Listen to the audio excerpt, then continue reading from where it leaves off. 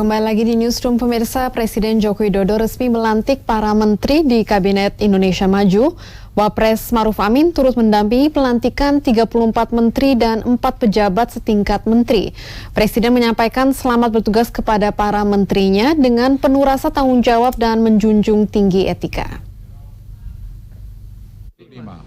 Serta akan menjalankan segala peraturan perundang-undangan. Pelantikan Menteri Kabinet Indonesia Maju dilakukan di Istana Kepresidenan Jakarta Pusat Rabu pagi. Pelantikan diawali dengan pembacaan keputusan Presiden dan kemudian dilanjutkan pengambilan sumpah para menteri.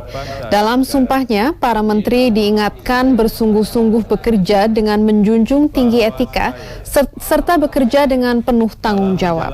Tugas jabatan.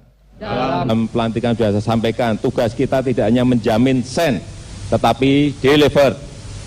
Yang keenam, selalu mengecek masalah di lapangan, cek masalah di lapangan dan temukan solusinya. Yang terakhir, semuanya harus serius dalam bekerja. Saya pastikan yang nggak serius, yang nggak sungguh-sungguh, saya sudah berikan kemarin semuanya, hati-hati. Bisa saya copot di tengah jalan. Dah. Oke, saya ke Mas Irfan terlebih dahulu. Mas Irfan, hari ini ya Presiden Jokowi mengumumkan secara resmi menteri-menteri yang akan membantunya di kabinet. Beberapa menteri yang diumumkan sudah tidak asing lagi ya di jilid pertama kabinet Jokowi.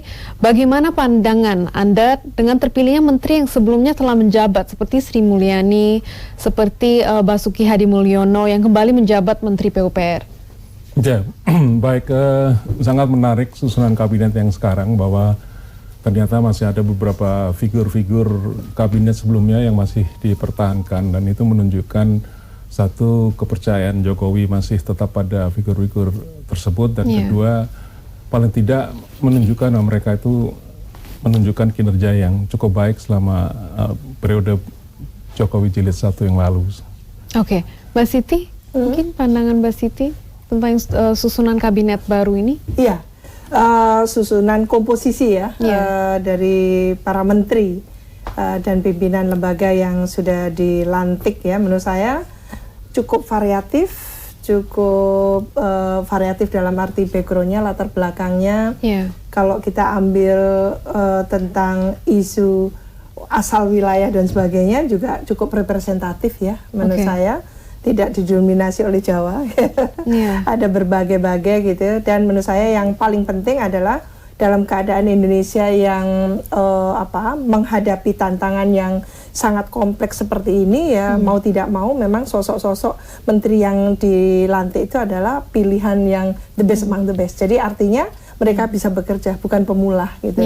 Mereka sudah diyakinin mereka ini akan mampu melakukan tugas-tugas yang sudah disampaikan oleh Pak Jokowi dalam hal ini adalah melaksanakan visi gitu ya, program dari Presiden dan Wakil Presiden. Jadi bukan perpanjangan tangan partai dan sebagainya. Ini perlu digarisbawahi dan atas nama komposisi tadi itu juga saya melihat sebetulnya expertise gitu ya, keahlian dari para menteri ini quote-unquote ya tidak bisa kita sanggah gitu, dalam arti memang memiliki satu katakan gitu ya background dan praktisi sekaligus profesional ya di bidangnya, seperti Menko Polhukam ya, memang bidangnya Pak Mahfud MD adalah hukum gitu ya, memahami hukum dan politik, ketatanegaraan dan sebagainya.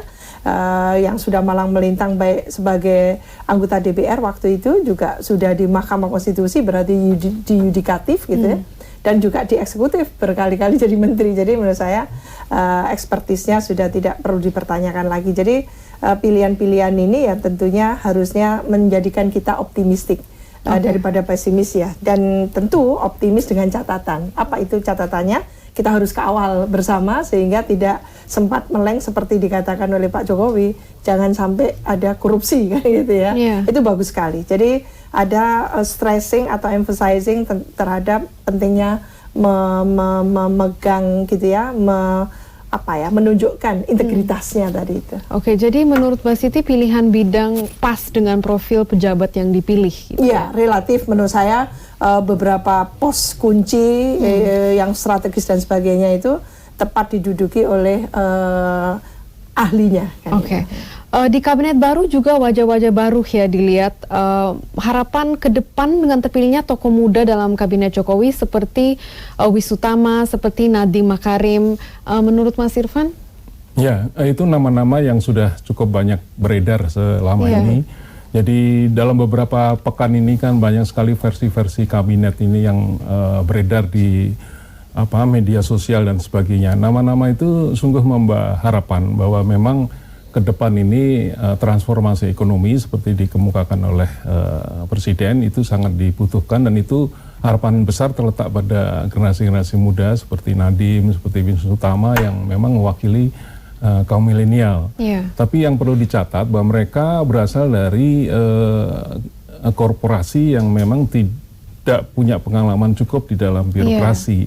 Dan itu yang harus dijaga, jangan sampai nanti mereka ketika masuk ke dalam lingkungan birokrasi, mereka menghadapi situasi yang sungguh membuat mereka kemudian menunjuk jarinya ke kerumitan birokrasi yang ada selama ini. Jadi itu yang harus harus dihadapi oleh mereka, bahwa mereka adalah tenaga-tenaga kreatif, startup, milenial dengan segala terobosannya, tapi di dalam lingkup birokrasi itu perlu pendekatan yang berbeda. Dan di situ leadership Presiden sangat penting, dan seperti ditekankan oleh Presiden tidak ada visi misi menteri, bahkan tidak ada visi wakil presiden, yang ada hanya visi misi presiden. Dan di situ sekali lagi seperti diarahkan oleh Presiden ketika pelantikan di MPR kemarin, ada 5 yang dijadikan sasaran utama adalah regulasi, kemudian infrastruktur, SDM, transformasi ekonomi, dan hukum gitu ya. Tapi sekali lagi regulasi ini tidak semudah kita mau potong habis begitu saja, karena memang ada kecenderungan kita mengalami over-regulated, tapi over-regulated itu tidak serta-merta kita babat seluruh peraturan menjadi sangat minimalis begitu, karena yang penting itu bukan menekan regulasi, tapi harmonisasi di antara berbagai regulasi itu. Jadi itu penting. Dan apakah betul bahwa produksi DPR yang sedikit itu, undang-undang itu hal yang jelek? Belum tentu. Karena boleh jadi DPR malah sudah cukup dengan undang-undang yang ada. Tapi yang lebih penting sebetulnya adalah peraturan-peraturan di bawah undang-undang itu. Yang Perpres, yang PP, yang belum lagi yang sekian ribu peraturan menteri itu kan tidak pernah dilakukan harmonisasi. Gitu. Oke, Mas Irfan, kami akan kembali dengan dialog ini setelah jeda yang satu ini. Pemirsa, tetaplah di Newsroom.